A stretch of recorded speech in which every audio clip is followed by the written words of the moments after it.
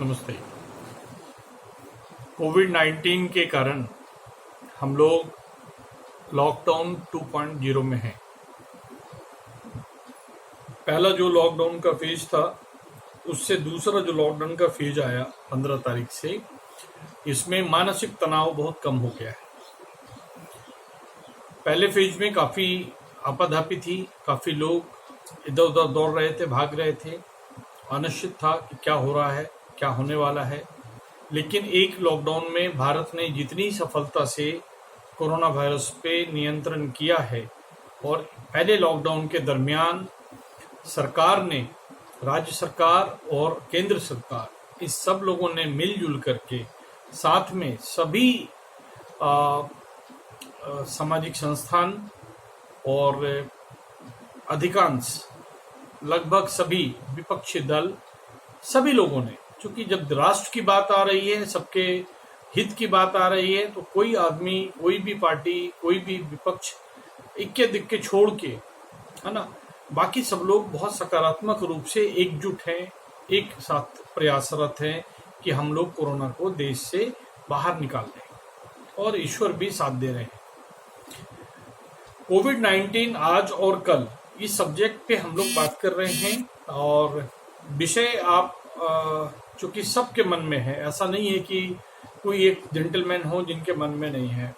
सबके मन में सबसे पहला सवाल आ रहा है कि ये जो कामगार, श्रमिक जो दूसरे प्रदेश से अपने अपने राज्य में लौट रहे हैं, इनका पुनर्वास, इनकी रोजगार, इनका स्वरोजगार, इसकी व्यवस्था सरकार को करना है, और सरकार इसके लिए प्रयासरत होगी, सरकार करेगी। नौकरी नहीं दी जा सकती है। अब आप बिहार की बात लें, हमारे यहाँ अभी इंडस्ट्रीज नहीं के बराबर है। अचानक इनको अब जॉब नहीं किया जा सकता है। खेतों में जो हम लोग मूल रूप से, जो हम लोग खेती पे निर्भर करते हैं, खेतों में इतने जो एडिशनल लोग हैं, इनको लगातार काम नहीं दिया जा सकता है। तो हम लोग करें क्या, इसके बारे में बात करेंगे। देखिए, पूरे देश में सभी नागरिकों से मेरा एक आग्रह है। ऐसे सबसे पहला ये आग्रह है कि स्वयं को स्वावलंबी बनाएं, स्वयं को रोजगार की जगह स्वरोजगार के लिए तैयार करें। कोई इंसान ऐसा नहीं हो जो रोजगार खोजने के लिए लंबी कतारें खड़ी करे। नियोक्ता को ढूंढना पड़ेगा कि इंसान हमें कहाँ मिलेगा। यदि आप कहीं 3 से 5 हजार की तनख्वाह पा रहे हैं, तो आप आस पड़ोस में कोई भी खाद्यान्न पदार्थ की बिक्री करेंगे तो आपको उतना रेवेन्यू आ जाएगा। चीजों को समझें, जिस ओर मैं इंगित कर रहा हूं, क्योंकि अभी जो पोस्ट कोविड-19 है, जो हमारा इकोनॉमी इमर्ज होगा, इसमें क्या क्या चैलेंजेस आएगा, इसमें बहुत तरह की बातें आएगी।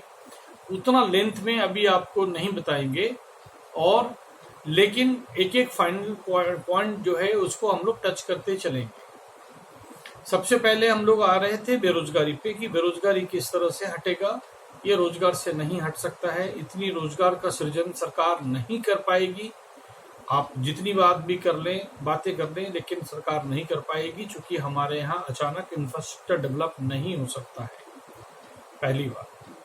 तो हम लोग कहाँ जाएंगे? स्वरोजगार की तरफ जाएंगे। इंसिडेंटली भारतीय पार्टी लोकतांत्रिक 5 सितंबर 2019 से बीपीएल स्वरोजगार अभियान चला रही है, जिसके तहत हम लोग बीपीएल सेवा और बीपीएल हाट ऐसे करके 2 सेगमेंट रखे हैं।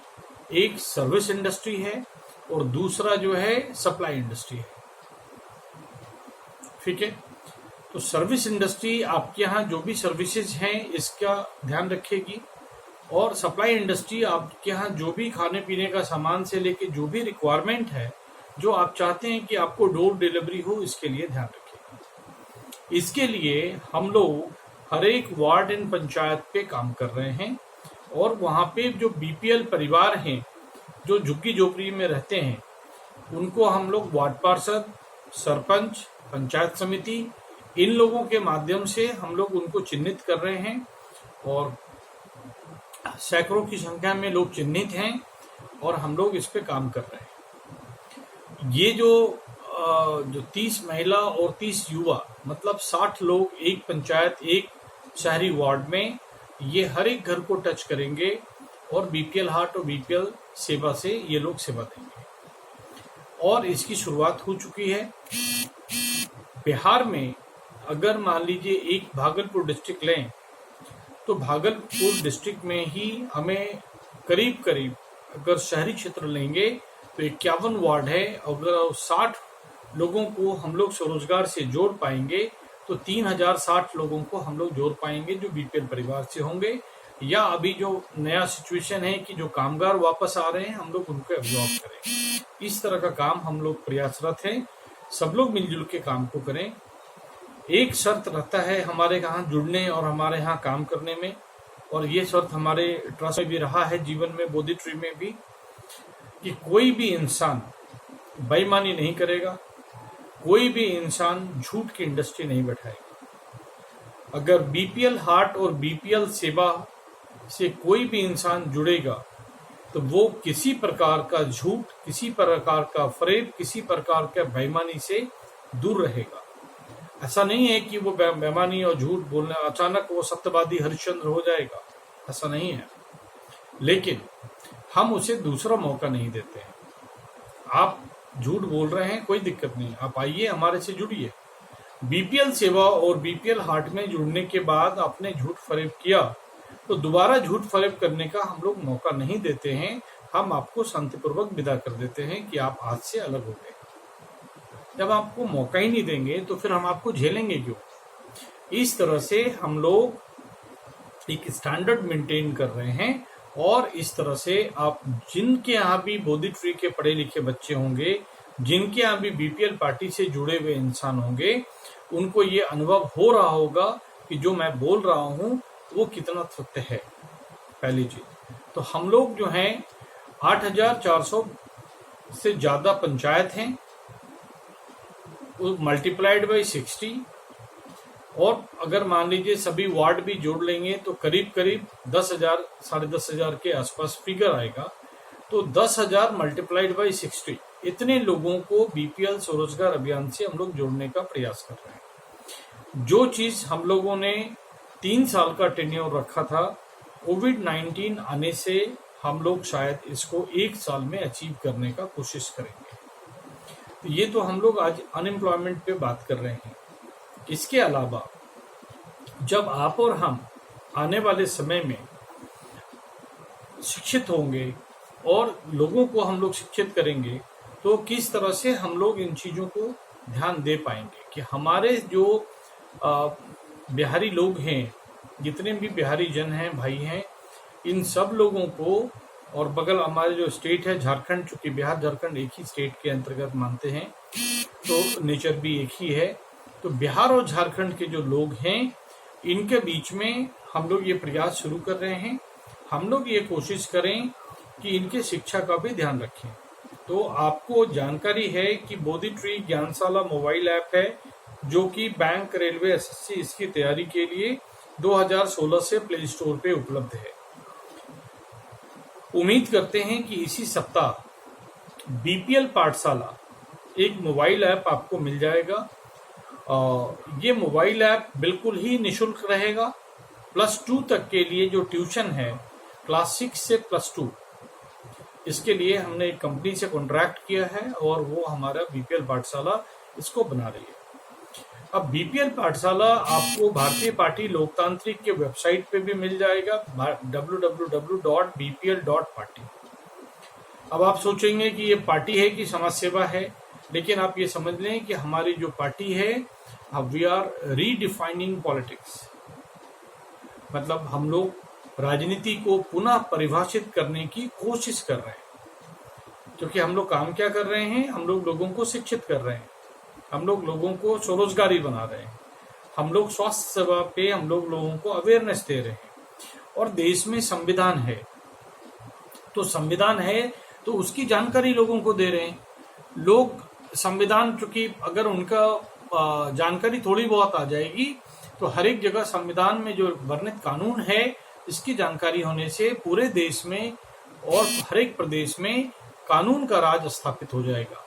और ये आपके समझदारी में भी है भाई साहब कि अगर कहीं भी कानून का राज है, ना तो वहां भ्रष्टाचार दिखता है, ना वहां अपराध दिखता है, ना वो ये फरेब दिखता है, ना कुछ दिखता है।